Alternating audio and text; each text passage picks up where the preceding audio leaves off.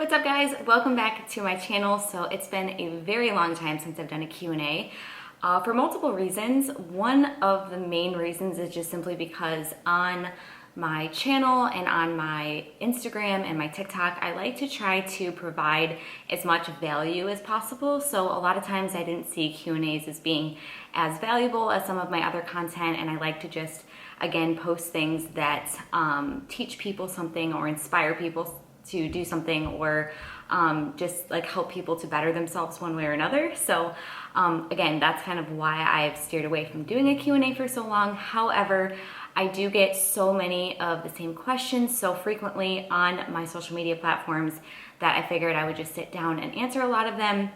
And also some of them are informative and will hopefully be helpful for some of you. So again, I figured I would just sit down and answer a lot of these questions that I get pretty frequently, and it would just be an easier, more in-depth way to answer your questions. So before even hopping into this Q&A, please be sure to hit that thumbs up button. It really helps support my channel. And also don't forget to subscribe so you don't miss future videos. And with that, let's hop right into the video. So actually, before I answer any questions, I'm going to answer the question I know I will get about this Hawaii sweatshirt. This is from a online boutique. I think her shop it's SHOP.OLIVELYNN. I will actually link it below. She has tons of cute stuff. She's just like a young entrepreneur, just created this little shop with sweatshirts and jewelry. Definitely make sure to go check her out, go support her business. Like I said, she has tons of really cute stuff. So that is where this is from. Okay, so without further ado, let's hop into the questions. I do want to apologize if you asked a question on my Instagram and I didn't answer it in this video. I just really don't want to make this video like 30 or 40 minutes long. If you have a question that I don't answer in this video, please feel free to comment below and I will be sure to get back to you and answer your question. But like I said, I just didn't want to make this video super long, so I just hand selected a lot of the common ones that I got, and those are the ones that I'm going to answer. So the first question is about my training schedule. What is my training schedule and how many times a week do I train each muscle group? I'm going to answer this assuming that we're not in quarantine, just like my actual normal schedule, because right now obviously everything is different, everything is being switched up. So normally my workout schedule, I do one back and bicep day, one shoulder and tricep day with like a little bit of chest, not too much. 2 leg days, and then I will have 2 days where I do some form of HIIT cardio, whether that's sprints or just like a lower body HIIT circuit, and then 2 days a week where I will do abs. Now often I do my cardio and ab days on my upper body days, so it always ends up that I train about 5 times a week. Sometimes it only ends up being 4 times a week, just depending on what's going on or if I'm traveling. But typically, for the most part, I do train 5 days a week, and the only muscle groups that I train twice a week, again, are abs and lower body. Every other muscle group is just trained once per week. Another question that I get a lot, and that I got on my Instagram poll yesterday, was if I am currently on birth control or if I've ever taken birth control. And I actually have not. I've never taken birth control. I'm not on birth control. My husband and I actually decided to wait until marriage. As Christians, that was just a decision that we had made. And so prior to getting married, there was really no reason for me to be on birth control. Although I know some people go on it for like period issues or like their menstrual cycle and stuff, which I do actually have really severe issues with mine. So that's been the only thing that has tempted me throughout the years to go on birth control. However, if you guys know me or have been following me for a while, I'm just a huge advocate for doing things the natural way whenever possible.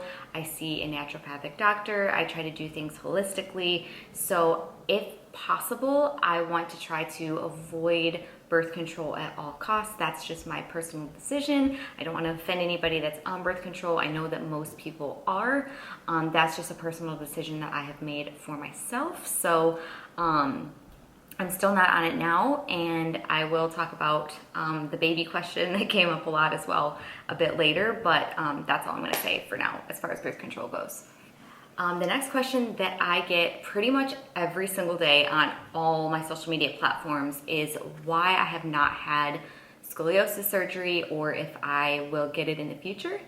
And this is also, this is a question that I like to answer it, but I also don't, because I don't want to offend anybody. I don't want anyone to think that I am like the master of scoliosis and I know everything about the human body. Like, I am not a doctor or anything of that nature, but like I had just said, I am really an advocate for doing things natural, treating the body in a holistic way.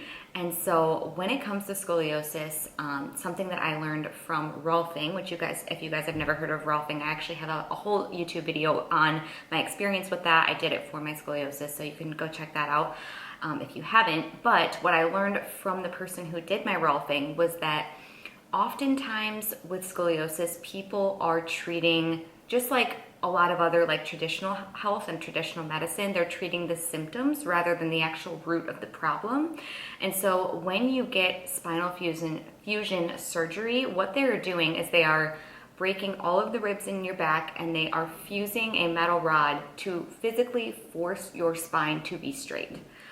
So based on my knowledge, in my opinion, that is not really fixing the root of the problem. What we want to do is we want to manipulate and change the muscles and the fascia surrounding the spine. And when you're able to do that, that's when you're going to have less pain, less stiffness, and potentially even correction of your scoliosis and the straightening of your spine.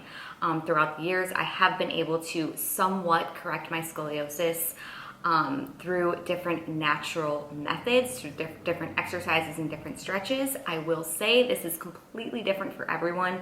I did create my scoliosis ebook that can be super helpful for anybody, whether you've had spinal fusion or you haven't, whether you have an S curve or a C curve. That ebook just basically contains all of the exercises and stretches and things that I have done and continue to do to kind of get where I'm at in my scoliosis journey and how I have scoliosis somewhere in the 80 to 90 degree range, and I do not really live with very much pain whatsoever.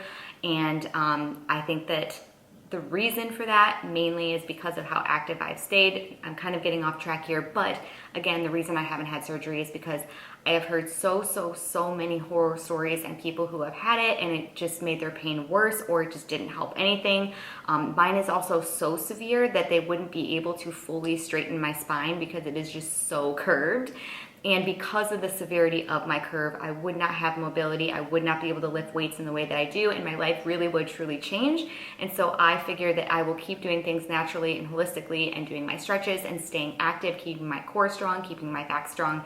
And that's just kind of my plan for the rest of my life. I am always open to different treatments, but ideally I would like to always just be looking into new natural and holistic methods for treating scoliosis. So that's kind of the main reason why I don't do the surgery. I personally don't see it as a fix. If you have had it and you are happy with that decision, I am so happy for you. I am so glad that it worked out in your favor. So please don't take offense if you have had it or you are getting it. That's just my personal opinion, and it's just the choice that I've made for my body. I will answer, I think there's one or two more questions regarding my scoliosis, but I'm gonna kind of break it up in this video, so that will be a little bit later and a few more questions. So the next one is dealing with setbacks as an entrepreneur. Like, how do I deal with that? How have I dealt with that? And I have been an entrepreneur since I was about 19, and I am 25, which was actually another one of the questions on here. So, or did I just say 25? I'm 26. I'm 26, not 25. Anyways, I have been an entrepreneur since I was 19. I'm now 26, so it's been almost 8 years that I have been an entrepreneur, and it has been 8 years since I have had any type of job or have been employed anywhere. Entrepreneurship is the most worthwhile thing that I've ever done in my life, but it is the most challenging, and I can totally see why it's not for everyone. Although I think it's worth it because of the time freedom you can get, the financial freedom that you can gain, just being able to make your own choices, being able to create your own schedule. I mean, I wouldn't trade being an entrepreneur for the world, but it is no joke. And I think there's a lot of like influencers out there or other type of entrepreneurs who, you know, they only show you the good sides and their lifestyle and their money and, you know, just all of these things, but it is not always like that. And even when you get to a point where you're quote unquote successful, you still have so many challenges. And it took me years to get to the point where I was even able to comfortably pay my bills and have money left over. The first like 4 or 5 years of being an entrepreneur, I could barely pay my bills. I was barely scraping by, but I knew what I wanted. I had a vision for my life. Like there was no plan B, like that was it. So as far as dealing with setbacks, I guess I just like know they're gonna happen. So when they do, I don't let it get in the way of what I want or in the way of my goals. And I know too, I truly believe that like if you have a desire in your heart, it was planted there for a reason. And I believe that if we were given that desire, our Creator is going to give us the tools and abilities and everything that we need in order to be able to live that dream out. So, I mean, as far as setbacks go, it just totally depends on the setback, but I pray, I keep working, I just stay consistent. And, you know, there's no magic to it, I guess. I know they're going to happen like that. I think if you go into that knowing that there's going to be challenges, you're not as caught off guard when those challenges come, and you're not as inclined to want to quit or give up because you're just like, well, this is just part of the journey, and literally everybody goes through it. So I get a lot of questions about my breast augmentation, especially when it comes to that topic mixed with scoliosis, and if I had to do anything different because of my scoliosis and stuff like that. But as far as my breast aug goes, I guess I'll just answer a few commonly asked questions about that and ones that I got on here. But I got that done in August of last year, so it's been a little over a year and a half. It is something that I wanted to do for quite some time, but I will say when it comes to plastic surgery or face fillers or anything like that, it is such a personal decision. And, you know, it was always something I tossed back and forth just because I am someone who I would never want to rely on those types of things to make me feel confident or to feel like I have to get those things done in order to feel beautiful, you know, like it sounds cliche, but the mindset that I had with getting breast augmentation was if I'm able to get this done, that's great. And like, I think that would be awesome. It would make me feel a little bit better in certain clothes. But if I couldn't get it done, it wouldn't have been the end of the world. Like it wasn't like a make or break decision for me or my confidence or anything like that. It was just something that I wanted to do. As someone who is so small, I am 4'10", 95 pounds, and I have a very small frame. I think that because I have a small frame and I was literally as flat as a wall, it just personally made me feel like I just like had like a kid's body. Like that's the way I felt. However, there are so many people that I see out there that are flat chested that like totally rock it. Like there's a lot of benefits to being flat. Let me tell you, like there are certain things that I'm like, dang, that actually was pretty nice. But again, this is just such a personal thing, and I don't think that you have to have boobs to look good or anything like that. It was just so personal for me and my body. And again, it didn't like define my confidence. Like if I would have never done it, I would have still been super proud of my body and confident with who I was. But I think what really triggered it was when Alex and I got engaged and I knew I was going to be looking at wedding dresses. I knew that it would just help me be able to choose one that I felt more confident in if I could just fill it out a little bit more. Cause I didn't have like small boobs. Guys, like none, like literally none. So it's hard to like work with certain clothes when that's what you're working with. So that was why I made the decision. And then as far as the experience goes, maybe I would do like a separate video on like a longer explanation because I don't want to go too long on this topic. But overall, it was a very worthwhile experience. I'm very happy with my decision. The recovery process kind of sucked. There were 6 weeks of no working out, which was a huge challenge for me. You know, not just because of the physical aspect, but mentally, like working out just makes me feel so good. It's part of my daily life. It's a lifestyle for me. So that was really challenging. But other than that, it was very worth it. I really liked the surgeon that I went with. And then as far as like scoliosis goes with that, I did end up getting 2 different sizes, mainly because of my scoliosis, one side of my chest is a little bit more pushed out than the other because obviously all of my torso and my back and my ribs and everything is kind of like, I don't want to say messed up, but like out of place. And so because of that, he suggested that we do 2 different sizes, but it was very subtle. It was like barely different at all. And he actually said that a lot of people, even people who don't have scoliosis, end up getting 2 different sizes just because most girls know that like nobody really has like perfectly symmetrical boobs. So a lot of people do end up actually getting different sizes. But again, mine was like, it was very subtle difference. So yeah, but other than that, there was no complications or anything that had to be different or changed due to my scoliosis. So yeah. Next question that I got a lot was, are Alex and I planning to have babies? And if so, when? We definitely are. And we are probably going to start trying next year. We have a lot of travel plans and just business goals and certain things that we would love to be able to accomplish before having a baby. Not that you can't travel or reach goals while you have a baby. You absolutely can. I see people do it all the time. But it obviously makes it a little bit more of a challenge. And so I guess we just want to be in a place where we feel like the certain big things that we've wanted to do in our lives are done before we have a baby. And so that way, once the baby is here, all the focus goes there and we aren't, as worried about those other things. So again, yeah, probably sometime next year. If it ended up happening sooner, then so be it. That's definitely one of those things that we're putting in God's hands.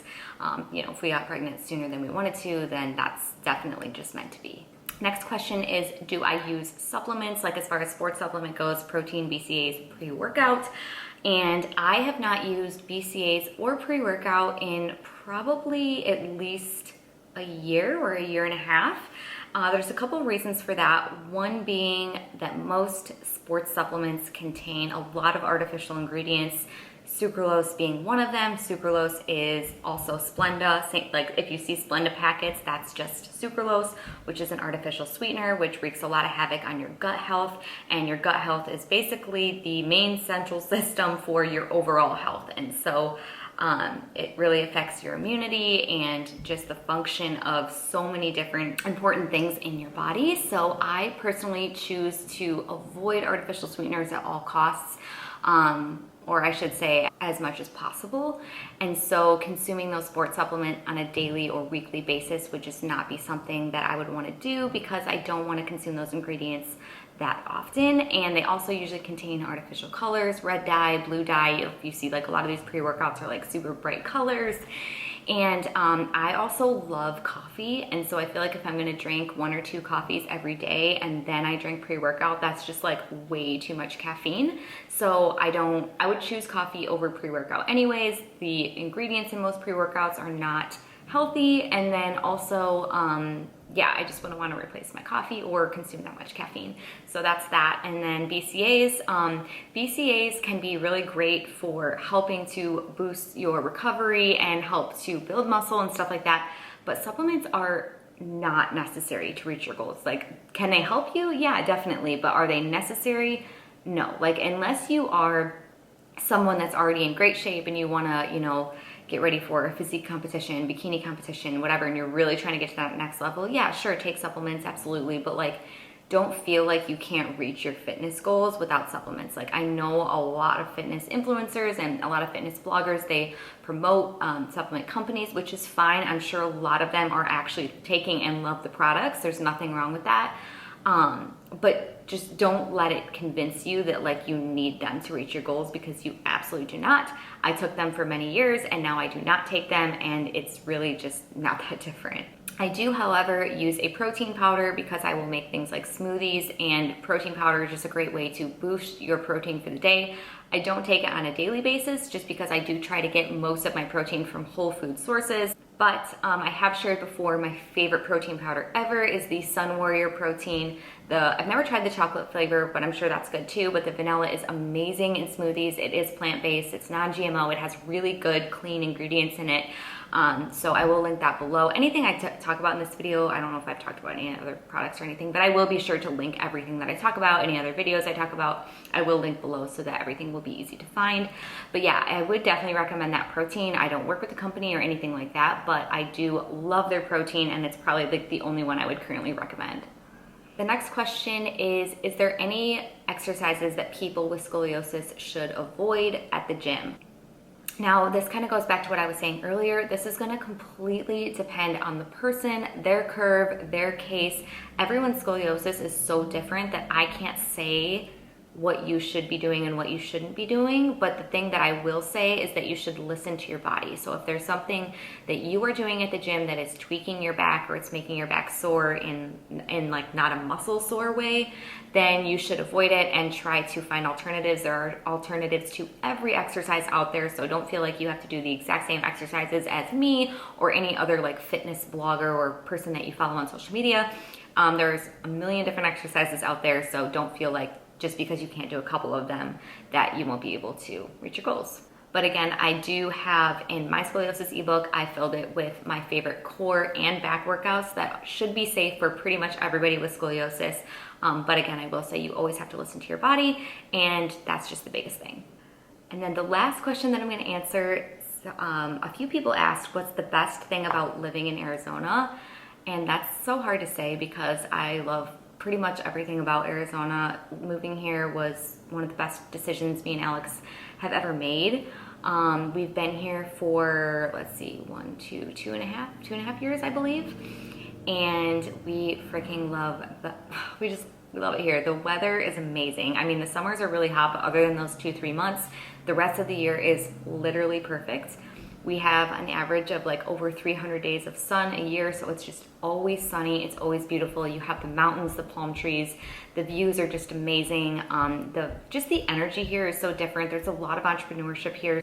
So Alex and I are able to relate to a lot of people. There's just so much going on. There's a lot of tourism here, which I actually personally really like because it just makes it really fun, because when you meet people, they're from all around the country. There's just always like fun things going on. I feel like it's just a very like fun place to be, if that makes sense. And it's very motivating.